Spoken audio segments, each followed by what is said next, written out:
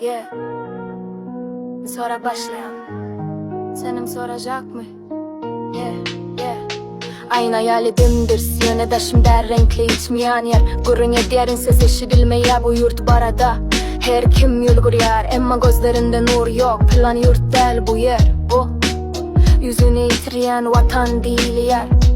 Yüreğim açık gözümün içi bosa duman. Yurt dolu kurtarmayan şolsuzluk bilen yuman. Kara pazarda bahalar asmanda gülki yok. Resmi kursta demişlik hakikat değil gamsız gülük. Bilim yok akıl yok tarihin yok kursun yok. Sağlık bolsa dinye baktiyar deyip yazanın gülkü. Elinde internet yok sözünde money yok. Gönlünde arzu var yöne dönükler takta.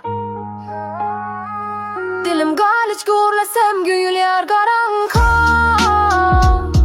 Korkma doğanim hakikat dur diyen zalima. Sözünü yutma avuz demaktan beter ölüm. Bir gün eşidiler bu halkın içinden çıkan sesim.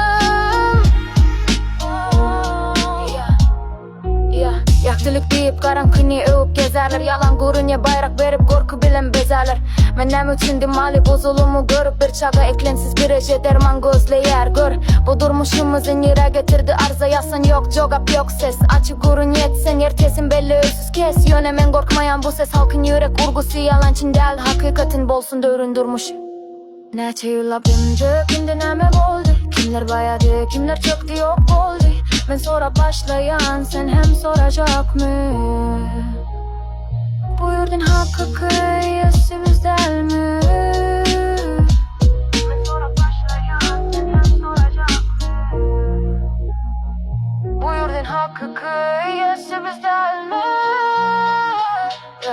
Sesim geliç dünya kesmek için değil. Yöne hakikati yüze çıkarmak için. Eğer senem dinleyen bulsan bu sözü. Unutma demek bilen yaşamak ölümdür gözü. Ben sonra başlayan sen hem soracak mı? Bu yurdun hakikati değil mi? Dilim giliç gurlasam gülüyor karanka. Korkma doğanim hakikat dur diyen zalima. Sözünü yutma ağız demaktan beter ölüm.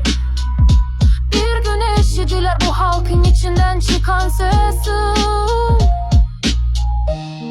Hakikat yok kanun yok. İş yok halkta pul yok.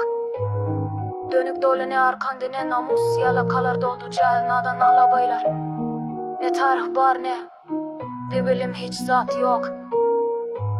Hiç zat yok. Ben sonra başlayan sen hem soracak mı? Bu yurdun hakkı